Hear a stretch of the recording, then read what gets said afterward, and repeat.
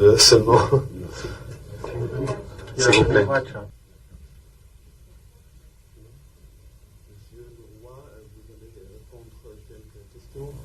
Une ou deux seulement. S'il vous plaît. Let's go.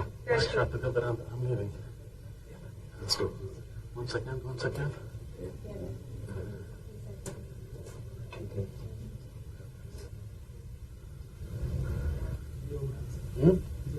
دكتور الأردن ما هي إلا كيان لحراسة إسرائيل، كيان هزيل أنشأته بريطانيا، كل أحد يعرف هذا. والمغرب مسخ خارج عن النطاق الإسلامي من 4 قرون، وكان دوما متآمرا مع الأسبان والبرتغاليين ضد الجزائر والدولة العثمانية. فليس هذا بالنموذج الذي تضرب إليه آباط الإبل للأسف الشديد.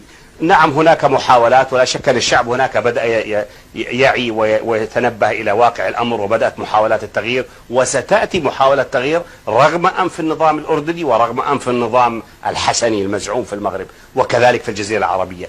فالقضية Moshe Dayan, Yitzhak Rabin, Uzi Narkis, autant de noms associés à la victoire militaire israélienne en 67. Mais si je vous disais que le roi du Maroc, Hassan II, avait aussi contribué à la victoire éclair de l'État hébreu.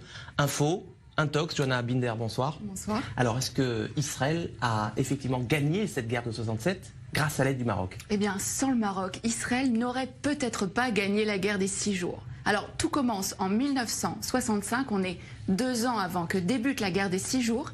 Les grands leaders du monde arabe se retrouvent à Casablanca. C'est le 3e grand sommet de la Ligue arabe. Alors, vous vous en doutez, le Mossad ne fait pas partie de la liste officielle des invités, mais il est là et il va recueillir des informations cruciales.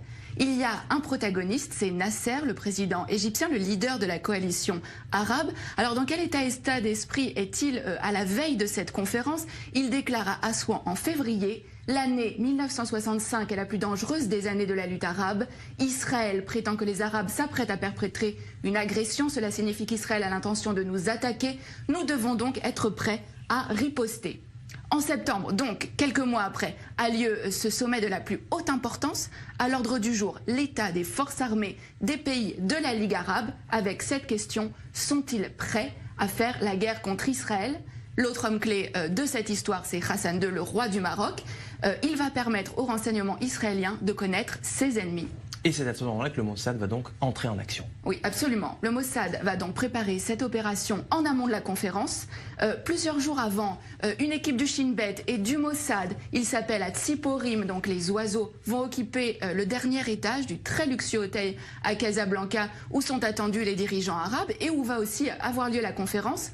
Mais la veille de ce sommet, Hassan II est pris de panique et il somme les agents israéliens de quitter l'hôtel. Mais au terme de cette conférence, il va livrer aux agents israéliens l'enregistrement complet de cette conférence. Hassan II a tout enregistré en secret. Il n'a pas confiance dans les invités de la Ligue arabe. C'est à peine croyable. Mais qu'est-ce que les Israéliens vont bien pouvoir découvrir sur ces cassettes? Alors, les enregistrements vont révéler qu'il est question de créer un commandement arabe unifié pour mener les hostilités contre Israël. Et le point crucial, c'est que les rangs arabes sont profondément divisés. On va pouvoir entendre des échanges extrêmement vifs entre Hussein de Jordanie, mais aussi Nasser. Et alors, ce qui est vraiment important, c'est que les nations arabes vont vraiment révéler leurs faiblesses. Elles ne sont absolument pas préparées pour une guerre contre Israël. Et c'est vraiment sur la base de ces informations-là que Tsahal va lancer les premières opérations de la guerre des 6 jours en 67. Alors voilà un dirigeant arabe sunnite qui est censé être solidaire de ses homologues arabes. Pourquoi Hassan II a-t-il fait ce choix? Qu'est-ce qui l'a motivé? Alors, ce qu'il faut savoir, c'est qu'avant déjà ce sommet, le Maroc et Israël entretenaient déjà des relations stratégiques. Hassan II avait accepté que des juifs marocains émigrent vers Israël, en échange de quoi Israël fournissait une aide logistique au Maroc, notamment en formant ses militaires. Et suite à cette opération, qui a vraiment été considérée comme le fleuron des renseignements israéliens, Israël est en dette vis-à-vis du Maroc. Seulement un mois plus tard, en octobre, cette dette a un nom, c'est Mehdi Ben Barka, le plus farouche opposant d'Hassan II. Le Mossad participe à l'opération Baba Batra. L'objectif, c'est faire disparaître absolument Ben Barka, Baba Batra aux initiales donc de Ben Barka, mais c'est aussi le nom d'un traité du Talmud. Le Maroc a donc été un allié indispensable à Israël dans la guerre des 6 jours, même si, on le voit bien, aucun cadeau n'est gratuit. La petite histoire de la grande histoire. Merci Johanna Binder pour ces détails croustillants, digne des plus grands films d'espionnage. Merci d'être passé nous voir sur le plateau du Mag Orient.